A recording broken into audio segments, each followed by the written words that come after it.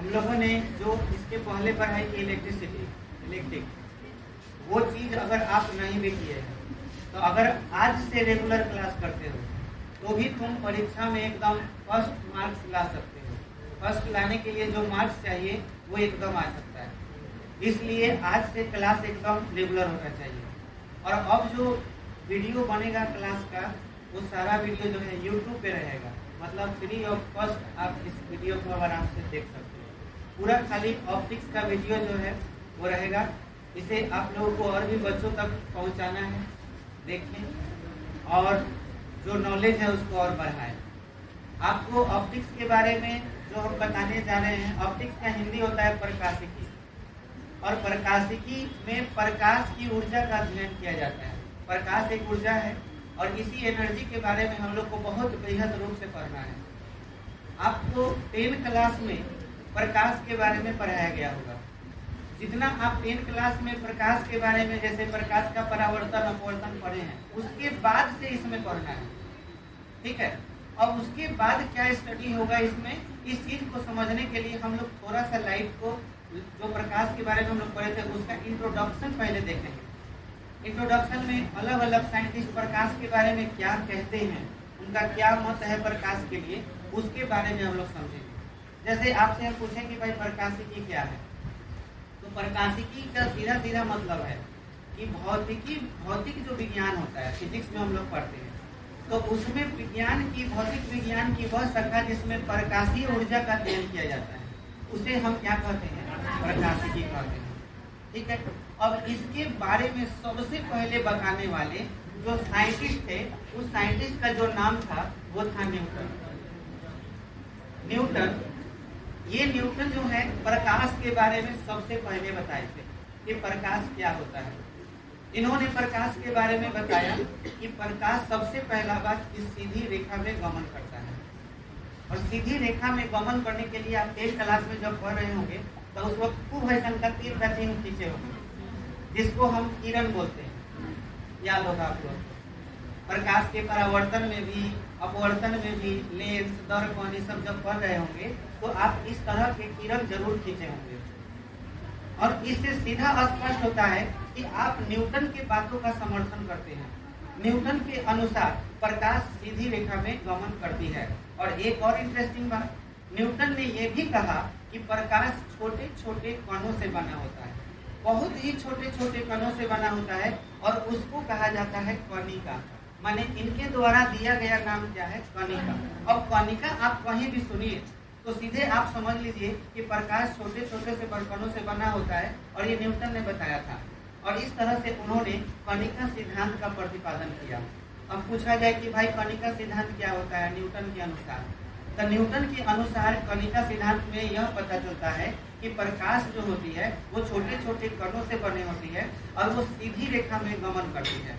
ये जो कण है ये सीधी रेखा में, अगर कहीं प्रकाश है तो प्रकाश में से क्या निकल रहा है, कण निकल रहा है, और वो सीधी रेखा में गमन करता है। ऐसा किसने बताया, न्यूटन ने बताया। और इतना आसान भाषा में, जैसे एक गेंद को अगर किसी जगह पर मारोगे, टोकर मारोगे, तो वो परावर्तित हो जाता है। अगर तुम इधर से 30 डिग्री के कोण पर मार रहे हो तो उधर से भी 30 डिग्री के कोण पर निकल जाएगा। वैसे ही इन्होंने ये भी बोला कि भाई ये कण भी अगर किसी दीवार पे या किसी जगह पे पड़ेंगे, जैसे दर्पण पे ही पड़ेंगे, तो जितना एंगल पर पड़ेंगे उतना ही एंगल पर घूम जाएंगे। तो ये प्रकाश का परावर्तन हो गया। तो उन्होंने प्रकाश के परावर्तन, अपवर्तन, ये दोनों नियम को बड़ा अच्छा से समझाया, समझ में आया। और किस सिद्धांत पर, कणिका सिद्धांत पर। और इस सिद्धांत को देखते हुए एक छोटा सा बच्चा भी समझ जाएगा कि भाई प्रकाश का परावर्तन और अपवर्तन क्या है। 10 क्लास में खूब मजे से याद किया होगा सब। आपतित किरण, परावर्तित किरण और आपतन बिंदु पर डाला गया विलंब, तीनों एक ही तल में होते हैं। आपतन कोण परावर्तन कोण के बराबर होता है, ये परावर्तन का नियम आप लोगों ने पढ़ा होगा। ये 6 क्लास का भी बच्चा भी बता सकता है अगर उसे ये समझा दिया जाए तो बहुत आसानी से कि प्रकाश कैसे परावर्तन होता है। अपवर्तन में आपतित किरण, अपवर्तित किरण और आपतन बिंदु पर डाला गया विलंब, तीनों एक ही तल में होता है। आपतन कोण की जगह और अपवर्तन कोण की जगह एक ही अनुपात में होते हैं। ये चीज जो है ये बड़े आराम से ये बता दिए, बहुत अच्छे से। अब सोचो ये कहानी 16वीं शताब्दी से लेकर के 17वीं शताब्दी की है। उस जमाने में न्यूटन ने जब ये बात बताई थी तो सोचो उस समय के बच्चे यही ना नियम पढ़ते होंगे और इन्हीं के बातों को मानते होंगे। ये मान के चलते होंगे कि प्रकाश जो है वो छोटे छोटे कणों से बना है और ये कण दिखाई नहीं देते हैं, बल्कि ये कण जब हमारे आंखों पर नेत्र पर पड़ते हैं तब हमें वस्तु दिखाई देता है। ऐसा मानना था किनका? न्यूटन का। ये न्यूटन मान के चलते थे। लेकिन कहानी तब पलट गई जब एक नए साइंटिस्ट ने इनके बातों को गलत काट दिया, कहा कि भाई आपका नियम गलत है। कैसे गलत है? न्यूटन के अनुसार कैसे गलत है? तो इन्होंने जो दूसरा साइंटिस्ट था 16वीं से 17वीं शताब्दी के बीच का बात है, उस समय एक साइंटिस्ट जिनका नाम था हाइगेंस। ये जो आप साइंटिस्ट देख पा रहे हैं ये हाइगेंस हैं। इन्होंने न्यूटन के बातों को गलत कर दिया और इन्होंने कहा कि देखिए पहले हमें ये बताइए, एक सवाल पूछते हैं। न्यूटन जी से एक सवाल पूछा गया। क्या सवाल है? देखो उस जमाने में सवाल पूछने से पहले मैं तुम्हें ये बता दूं कि न्यूटन एक ऐसा उस जमाने का साइंटिस्ट था जैसे आज की डेट में कोई बहुत बड़ा आदमी हो और तुम वहां पर भीड़ लगा देते हो उनके साथ सेल्फी लेने के लिए। उस समय सेल्फी तो नहीं लेकिन ऑटोग्राफ जरूर चलता था। ऑटोग्राफी के लिए उनका सिग्नेचर के लिए जो है लोग भीड़ लगाते थे। एक सेलिब्रिटी था न्यूटन, बहुत बड़ा आदमी था और बहुत बड़ा साइंटिस्ट था। उसे देखने के लिए लोग भीड़ लगाते थे। और ऐसा आदमी अगर ये कह रहा है कि प्रकाश कणों से बना होता है जिन्हें हम कणिका कहते हैं और उसके बाद को कोई गलत काट रहा है तो बहुत सोचने वाली बात है। किसी एक साइंटिस्ट के बात को आप गलत कह देते हैं, ये छोटा मोटा बात नहीं है, इसे आपको साबित करना पड़ेगा। समझ में आया? तो इस हाइगेंस ने कहा, नॉर्मल सा उसको एक उसका सवाल था, क्वेश्चन था, बहुत ही साधारण क्वेश्चन था न्यूटन से कि बताइए यह एक पत्ता है, ये मान के चलिए कि एक पत्ता है, ये पत्ता है और इस पत्ते पर जो प्रकाश डाला जाता है तो नीचे जब इसका छाया देखा गया तो छाया जो बना वो इस टाइप का था। ये आपका पत्ता है और ये क्या है? छाया। इंटरेस्टिंग बात आप भी करके देख सकते हैं। पत्ता का कॉर्नर देखो मुड़ा हुआ है लेकिन पत्ता गोल बन गया। पत्ता का जो छाया बना वो कैसा बना? गोल बना। अब इनका सवाल ये था कि अगर प्रकाश सीधी रेखा में गमन करता है, अगर ये कण से बना हुआ है तो लाइट अगर ऐसे पड़ा होगा, लाइट अगर ऐसे पड़ा होगा, इस पर सीधे रेखा में गमन करा किया होगा तो छाया भी तो ऐसा के बनना चाहिए, इसी डिजाइन का बनना चाहिए। लेकिन ये पत्ता गोल काहे हो गया? इसका छाया गोल काहे हो गया? बताइए न्यूटन जी से ये सवाल पूछा गया। न्यूटन जी टेंशन में हो गए और बाद में कह रहे हैं ये तो अपवाद है, इसका कोई यकीन नहीं है। प्रकाश का ही अपवाद में है। देखो कोई चीज अगर अलग हो जाती है तो एक ही बहाना हो सकता है कि यह अपवाद में है। न्यूटन जी ने कह दिया इसका कोई जवाब हमारे पास तो नहीं, लेकिन ये अपवाद हो सकता है। और हाइगेंस जो है उन्होंने उनसे पूछा गया कि चलिए ठीक है अपवाद है तो आप बताइए, आपके पास कोई जवाब नहीं इसका, बताइए। तो इन्होंने कहा कि देखिए प्रकाश पहला बात कि वो सीधी रेखा में गमन नहीं करता, पहला बात, और ना ही ये छोटे छोटे कण से बना। प्रकाश जो होती है वो तरंग के रूप में चलती है, लहरिया कट मारते हुए ऐसे तरंग के रूप में चलता है। और तरंग के रूप में चलने के वजह से हर पत्ता या कोई भी टेढ़ा मेढ़ा कोई भी चीज हो तो वो कॉर्नर पर मुड़ जाता है, वो अपने कॉर्नर पर मुड़ जाता है। और कॉर्नर पर मुड़ जाने की वजह से पत्ती का जो ये डिजाइन है, इसका जो छाया है वो गोल हो जाता है, जिसे हम विवर्तन कहते हैं, डिफ्रैक्ट कर जाता है, डिफ्रैक्शन कहते हैं, विवर्तन। यानी कि इन्होंने इस घटना का नाम क्या दिया? विवर्तन। उन्होंने कहा कि ये ना तो प्रकाश परावर्तित हो रहा है और ना ही अपवर्तित हो रहा है, ना ही ये प्रकाश का परावर्तन है ना ही अपवर्तन है। मतलब यूँ समझ लो, हम तुमसे कहें कि एक चाकू है, एक सवाल ऐसे ही हम तुमको पूछ रहे हैं कि मेरे पास एक चाकू है और एक और चाकू है, दोनों चाकू में एक तेज धार वाला है और एक एकदम भोतार चाकू है। मैं दोनों को इधर लाइट के पास लाया और तुम बता सकते हो छाया देखकर, खाली छाया देख के बता सकते हो कौन भोतार है और कौन तेज है? नहीं बता सकते। क्यों नहीं बता सकते? ये प्रकाश का ना तो परावर्तन है और ना ही अपवर्तन है। ये प्रकाश का कौन सा घटना है? विवर्तन है कोई जवाब न्यूटन जी आपके पास? इसका जवाब है तो दीजिए। न्यूटन जी के पास कोई जवाब नहीं। कोई जवाब नहीं। वो कह रहे हैं कि भाई मेरा जो है ना प्रकाश तो कल से ही बना। वो अपने बात पे अड़े हैं, ये अपने बात पे अड़े हैं। कुछ सालों बाद इनके सपोर्ट में एक साइंटिस्ट खड़ा हुआ। उस साइंटिस्ट का नाम था थॉमस यंग। ये थॉमस यंग है। इन्होंने सपोर्ट किया हाइगेंस को, हाइगेंस के तरंग सिद्धांत को। कहा कि हाइगेंस जो बात कर रहे हैं बिल्कुल सही है कि प्रकाश किस रूप में चलता है, तरंग के रूप में, और ये किसी कण वगैरह से नहीं बना है। ये सीधी रेखा में गमन नहीं करता, ये तरंग के रूप में चलता है। और इसके लिए इन्होंने एक बहुत बिजोड़ प्रैक्टिकल किया। पहले एग्जाम्पल दिया, मोर का पंख अलग अलग कलर का चमकना। स्याही कहीं पर गिर जाए और उसको ठीक से अलग अलग एंगल पर देखो तो उसमें भी अलग अलग कलर दिखाई देता है, चमकता है। और सबसे बिजोड़ बहुत खूबसूरत बात कि एक साबुन के बुलबुला को देखो अलग अलग एंगल से तो वो भी चमकता हुआ नजर आता है, अलग अलग कलर में, अलग अलग लोकेशन से आप देखें तो साबुन का बुलबुला ना तो प्रिज्म है, ना ही कोई लेंस है, ना ही कोई दर्पण है, फिर भी वो अलग अलग कलर में नजर आता है। ये कौन सा घटना है भाई? इसकी खोज इस इंसान ने की।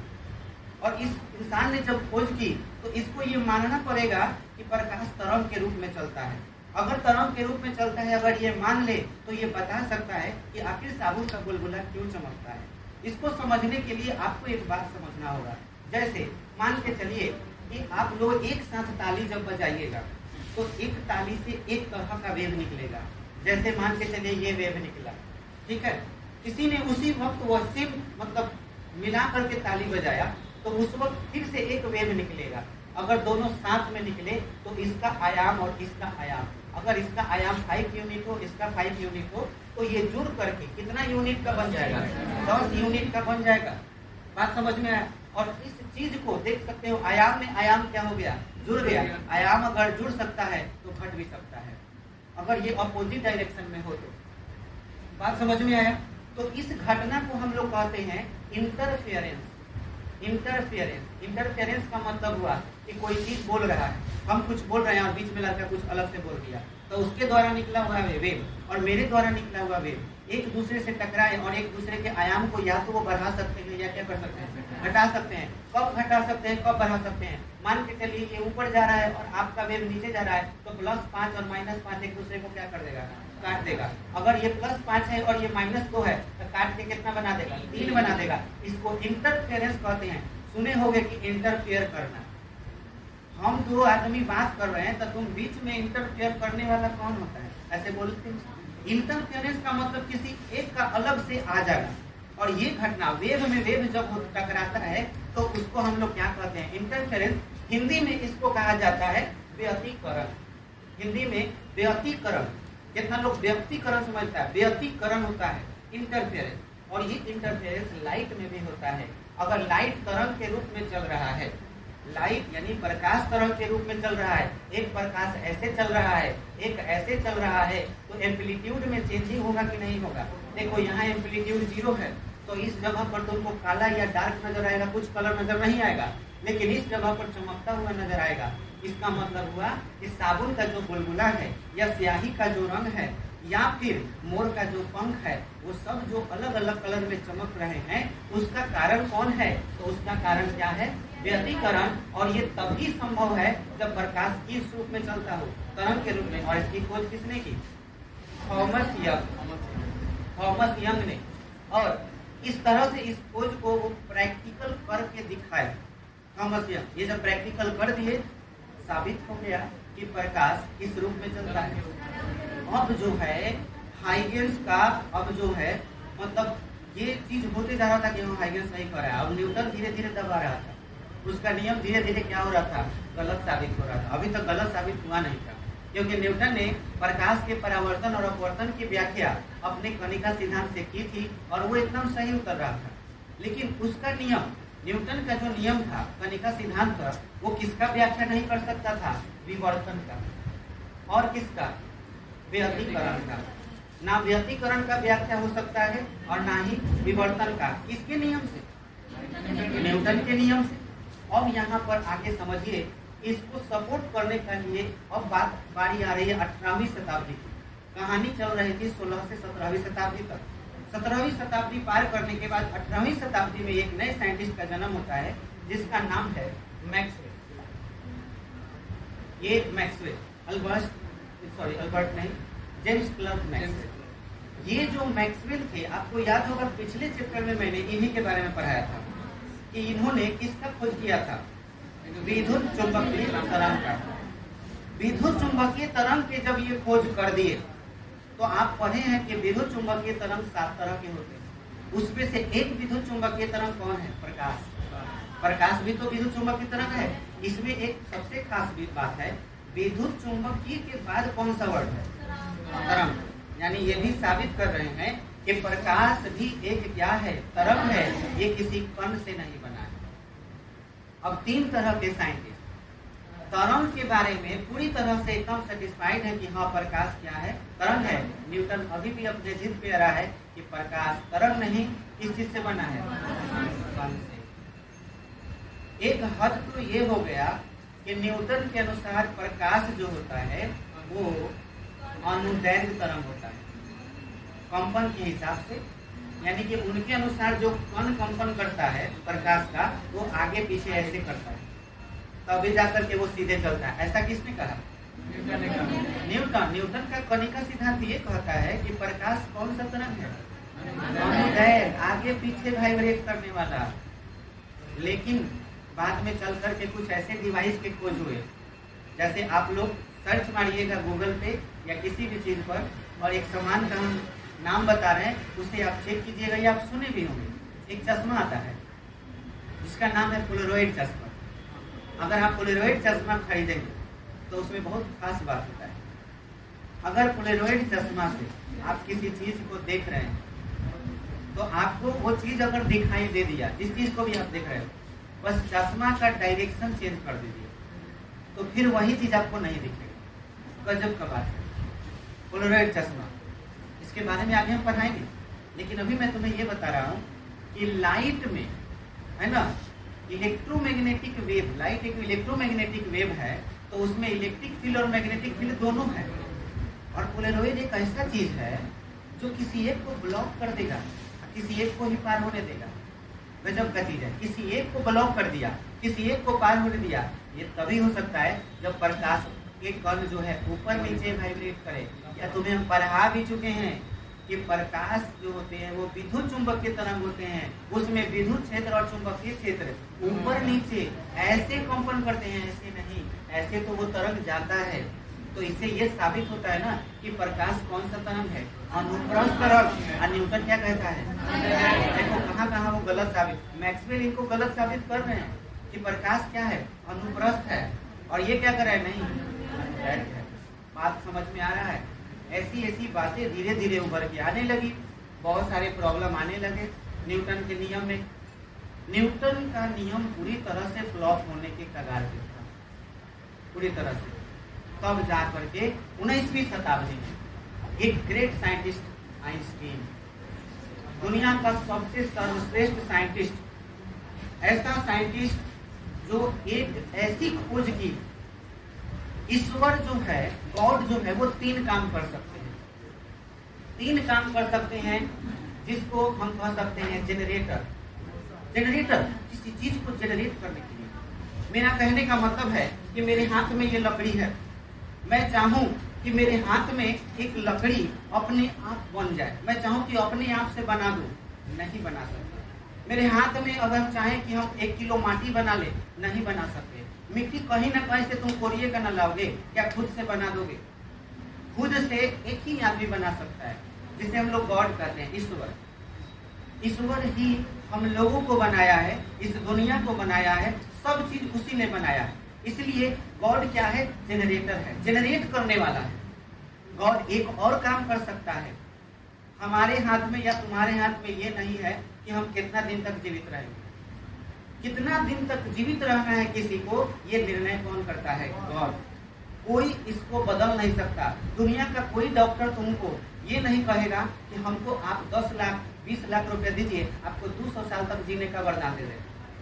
ऐसा हो सकता है? नहीं हो सकता है। 200 साल तक ऐसा दवा दे देंगे कि आप बहुत दिन तक जीवित रहेंगे। ये मनुष्य के हाथ में नहीं है।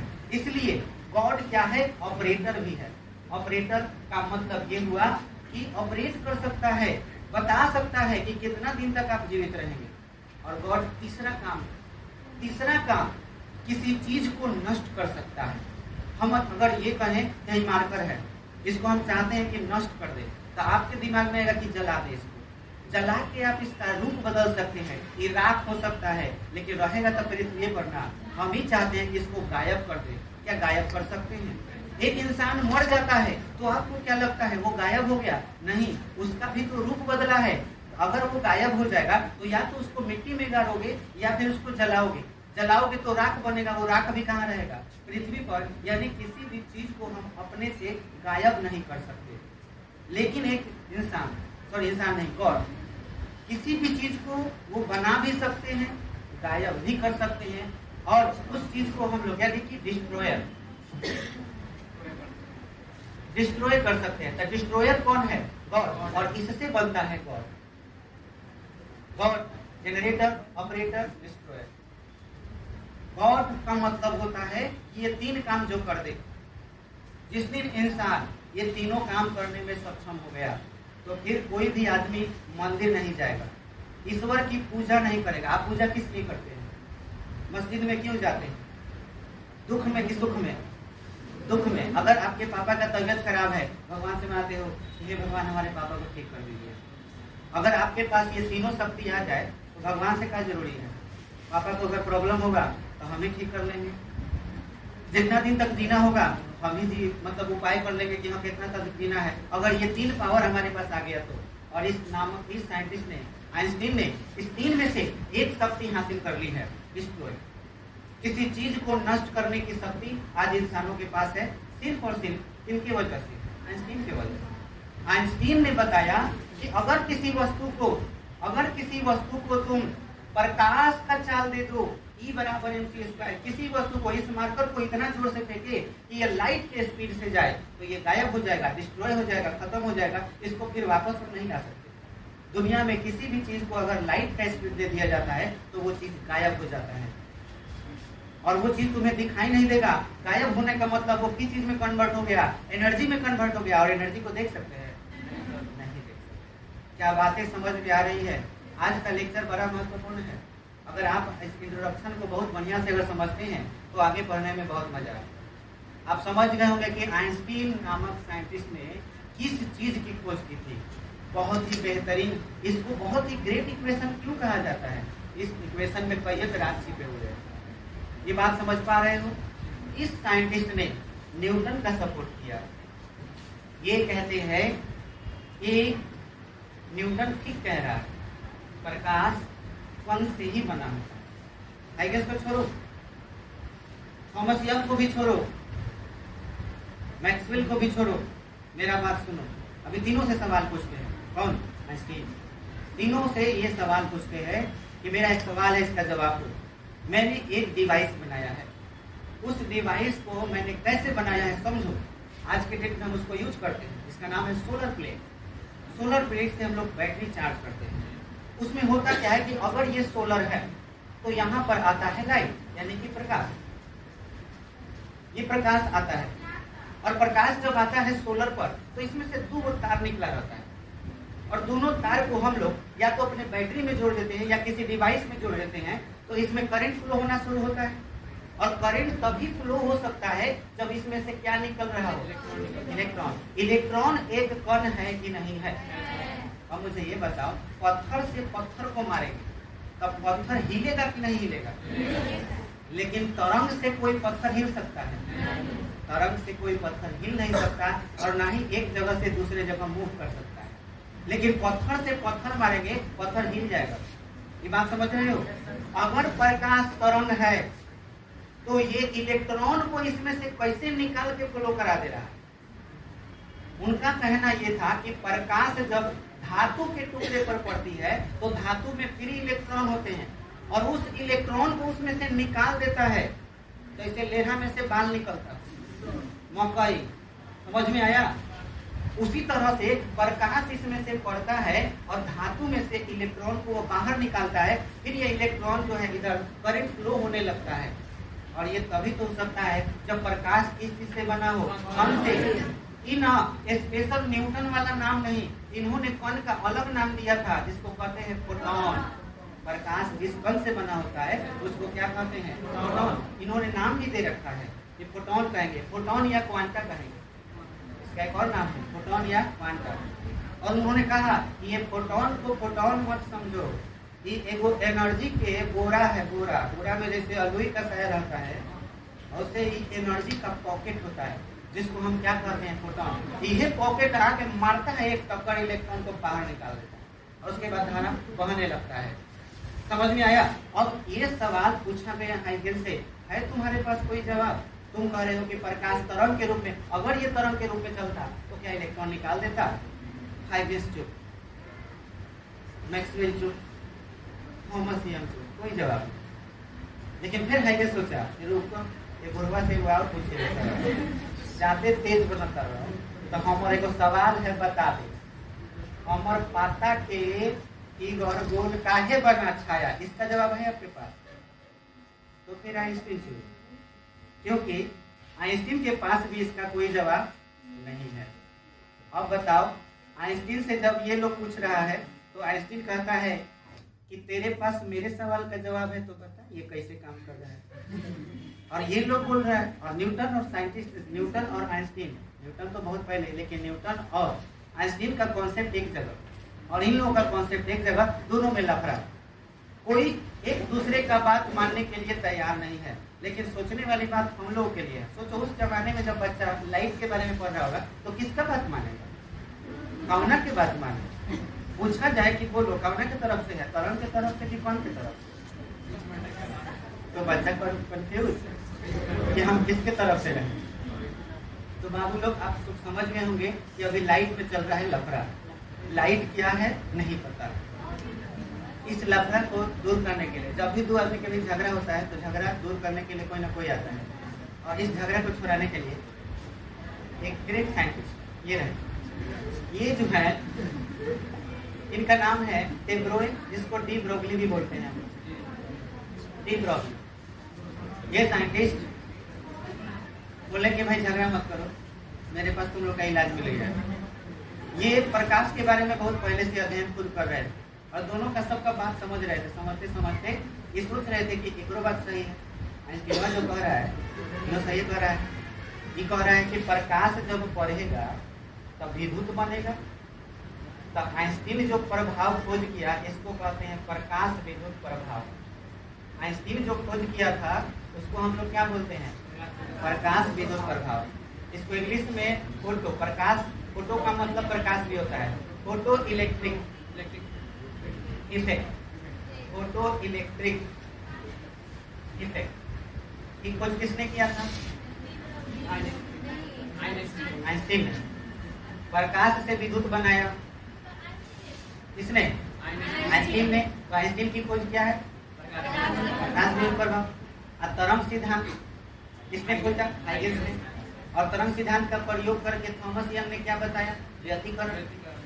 समझ में आया? ये सारी चीजें, दोनों का झगड़ा अलग अलग है और ये बेचारे सोच रहे हैं कि इहो बात आइंस्टीन ठीक कर रहे हैं, हाइगेन ठीक कर रहे हैं। इस दोनों में जरूर कोई ना कोई रिलेशन है। डी ब्रोगली का किया। डी ब्रोगली के बात बताने से पहले छोटा सा बात तुमको बताएंगे। 10th क्लास, बहुत राज का बात। 10th क्लास में तुम लोग जब पढ़ाई कर रहे थे तो एक इंटरेस्टिंग बात है, ये बताओ कोई चीज अगर सीधे चलेगा और कोई चीज अगर लहरिया कट चलेगा ऐसे, ठीक है, ये है तरंग का पहचान और ये है कण का पहचान। ये कण सीधा चलता है। अगर कण सीधा चलता है तो इससे सीधा सीधा स्पष्ट होता है कि तुम किसका समर्थन करते हो? न्यूटन का। न्यूटन का समर्थन कर रहे हो। न्यूटन बोला था ना कि प्रकाश सीधी रेखा में गमन करता है, तुमने न्यूटन का समर्थन किया। संयोग से तुमने जब 10th क्लास का पढ़ाई कर रहे थे तो तुम हाइगेन्स का भी समर्थन कर चुके हो। तुमको पता है, तुमने जब ये सवाल पढ़ा होगा कि सूर्य का रंग जो सूर्यास्त के समय और सूर्योदय के समय लाल क्यों दिखाई देता है, ये पढ़े थे। अब तुम लोग सोचो, उसमें ये पढ़े होंगे जरूर कि क्योंकि लाल रंग का तरंग दैर्घ्य बहुत अधिक होता है। भाई तरंग दैर्घ्य तो इसको कहते हैं ना, लैम्डा, इसी को ना बोलते हैं। इसमें कौन सा तरंग दैर्घ्य है? प्रकाश अगर सीधा चलता है तो क्या इसमें तरंग हो सकता है? तो तुम शुरू में सबसे पहले पढ़े प्रकाश का परावर्तन अपवर्तन न्यूटन के अनुसार, और उसी में ये भी पढ़ रहे हो कि प्रकाश में लाल रंग का तरंग दैर्घ्य जो होता है वो सबसे क्या होता है? अधिक। तो तुम ये कैसे मान लिए कि पहले ही सीधा चल रहा था तब फिर लहरिया कट कैसे हो गया? सोच रहे हो मैं क्या बोल रहा हूँ? 10 क्लास में दुख की बात यह है कि आप कुछ ऐसा चीज पढ़ लिए जो आपको पता ही नहीं, गलती से आप न्यूटनों का समर्थन कर ले रहे हैं, आप हाइगेंस का भी, आप दोनों में क्या है, दोनों समर्थन कर रहे हो। ठीक है, किसी एक को ही ना मानना चाहिए था, न्यूटन को नहीं कहेगा तो दोनों क्यों समर्थन किया? या तो ये सही है या तो ये सही है, दोनों में से बोलो। क्लियर हुआ बात? अब न्यूटन के अनुसार तरंग दैर्घ्य नहीं होता और हाइगेंस के अनुसार तरंग दैर्घ्य होता है। डी ब्रोगली इस लफड़े को सुलझाने के लिए उन्होंने क्या किया कि पहले मान लिया कि प्रकाश क्या है, एक कण है जो कण से चलता है, और इस कण के जरिए उन्होंने एक फॉर्मूला बनाया और उस फॉर्मूला से एक नया फॉर्मूला बनाया और उस फॉर्मूले में किसकी उत्पत्ति कर दी? लैम्डा की। ये बताओ, किसी ने किसी को कण मान लिया, कण के हिसाब से कोई फॉर्मूला बनाया और फॉर्मूला से फॉर्मूला बनाते बनाते वो पहुंच गया किसके पास? लैम्डा के पास। इसका मतलब क्या हुआ?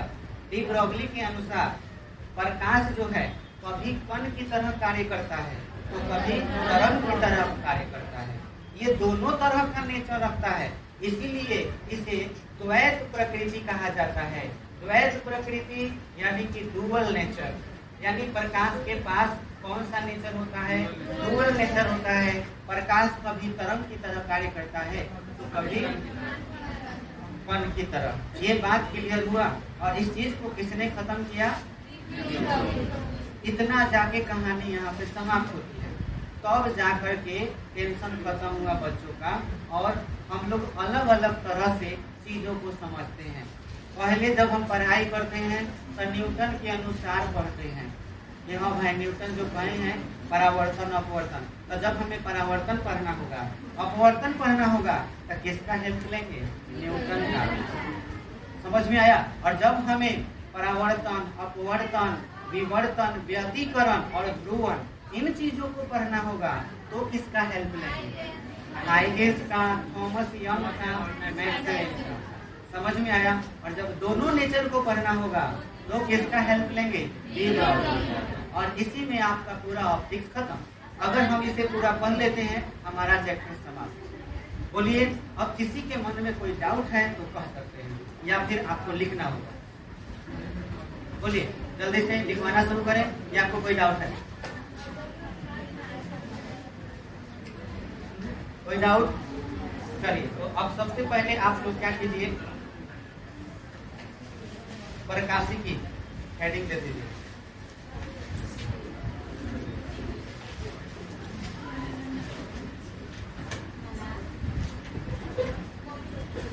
ऑप्टिक्स प्रकाशिकी, प्रकाशिकी लिख करके दे।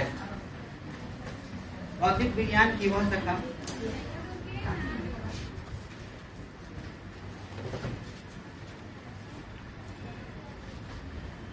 भौतिक विज्ञान की वह शाखा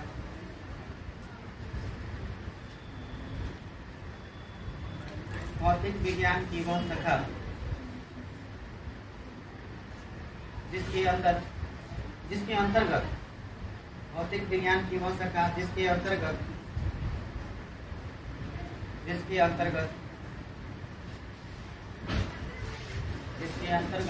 प्रकाशीय ऊर्जा का अध्ययन किया जाता है। जिसके अंतर्गत प्रकाशीय ऊर्जा का अध्ययन किया जाता है। जिसके अंतर्गत प्रकाशीय ऊर्जा का अध्ययन किया जाता है।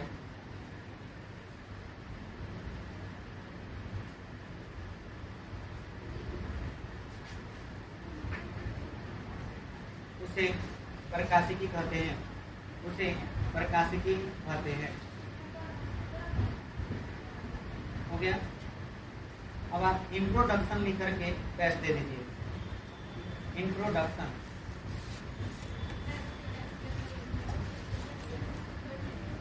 इंट्रोडक्शन यानी कि प्रस्तावना। देखिए, सर्वप्रथम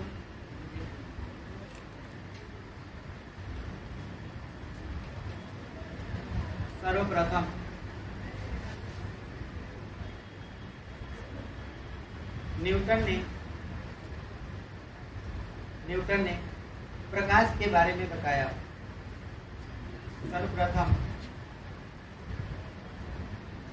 न्यूटन ने प्रकाश के बारे में बताया और कणिका सिद्धांत का प्रतिपादन किया और कणिका सिद्धांत का प्रतिपादन किया और कणिका सिद्धांत का प्रतिपादन किया।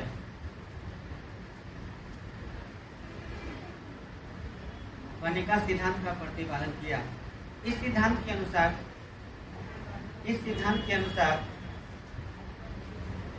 के अनुसार प्रकाश छोटे छोटे कणों से बना होता है। प्रकाश छोटे छोटे कणों से बना होता है। प्रकाश छोटे छोटे कणों से बना होता है, जिसे कणिका कहते हैं। प्रकाश छोटे छोटे कणों से बना होता है, जिसे कणिका कहते हैं। जिसे कणिका कहते हैं। और ये सीधी रेखा में गमन करती हैं। ये सीधी रेखा में गमन करती हैं और ये सीधी रेखा में गमन करती हैं। परंतु हाइगेंस नामक वैज्ञानिक ने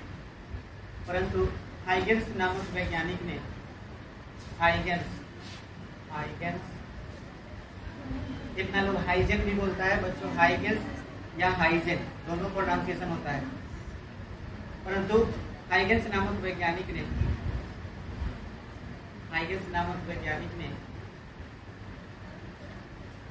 इस सिद्धांत का समर्थन नहीं किया। हाइगेंस नामक वैज्ञानिक ने इस सिद्धांत का समर्थन नहीं किया। इस सिद्धांत का समर्थन नहीं किया। इस सिद्धांत का समर्थन नहीं किया।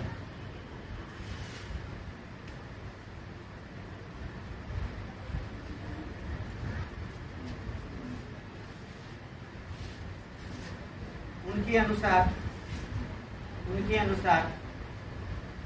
अनुसार प्रकाश तरंग के रूप में संचरित होता है। प्रकाश तरंग के रूप में संचरित होता है।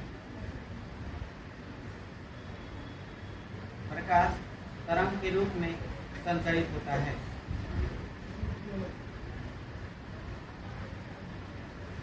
कणिका सिद्धांत केवल प्रकाश के परावर्तन और अपवर्तन, प्रकाश के परावर्तन और अपवर्तन, प्रकाश के परावर्तन और अपवर्तन केवल इन्हीं दोनों नियमों का व्याख्या करता है। केवल इन्हीं दोनों नियमों का व्याख्या करता है। केवल इन्हीं दोनों नियमों का व्याख्या करता है। लेकिन हाइगेंस का तरंग सिद्धांत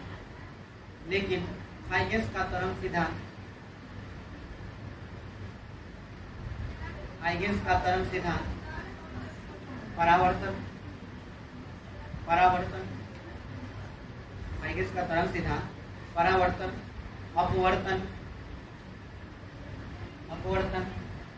विवर्तन, व्यतिकरण और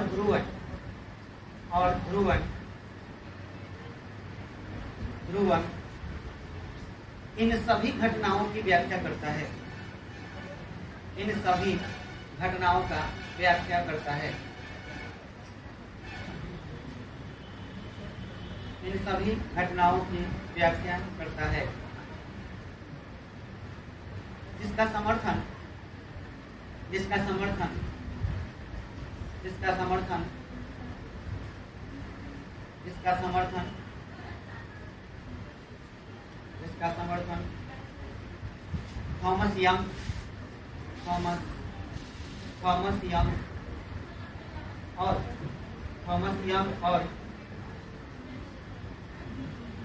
और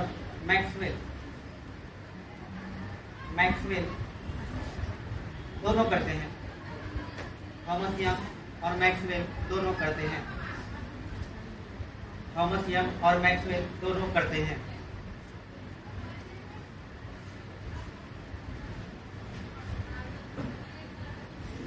लेकिन आइंस्टीन नामक वैज्ञानिक ने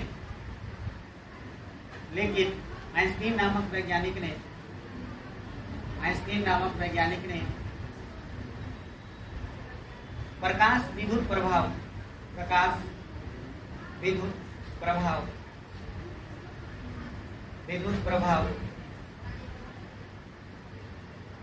प्रकाश विद्युत प्रभाव की घटना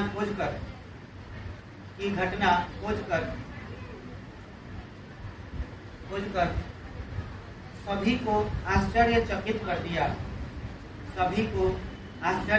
कर दिया।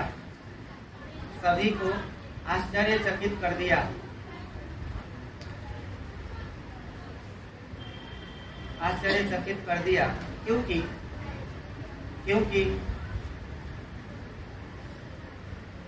यह घटना तभी हो सकती है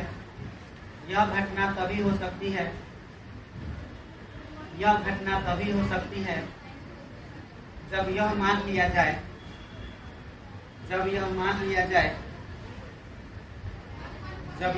लिया जाए कि प्रकाश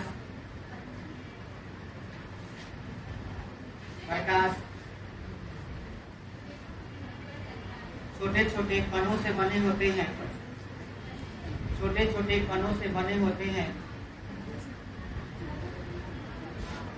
जिन्हें फोटॉन या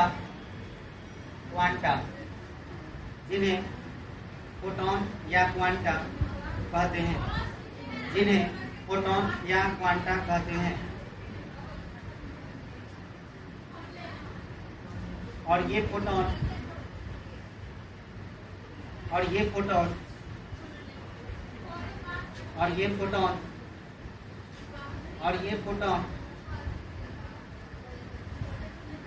ऊर्जा के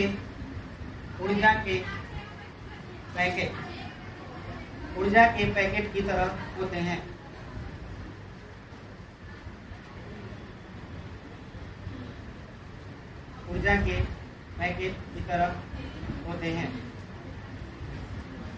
परंतु प्रकाश तरंग है या कण है? प्रकाश तरंग है या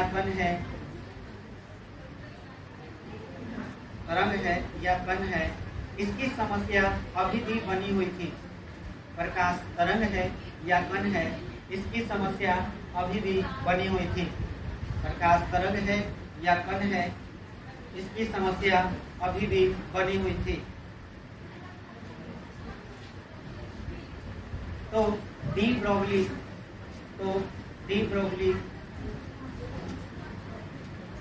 ने अपनी अवधारणा से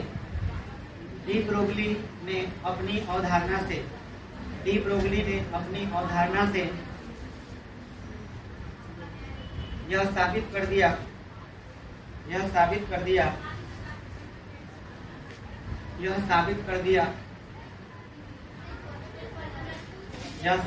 दिया कि प्रकाश कभी तरंग की तरह कार्य करता है। प्रकाश कभी तरंग की तरह कार्य करता है तो कभी कण की तरह।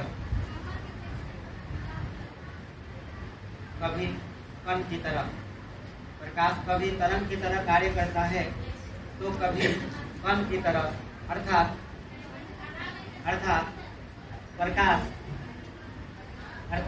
प्रकाश द्वैत प्रकृति, द्वैत प्रकृति डुअल नेचर के होते हैं, डुअल नेचर के होते हैं, डुअल नेचर के होते हैं।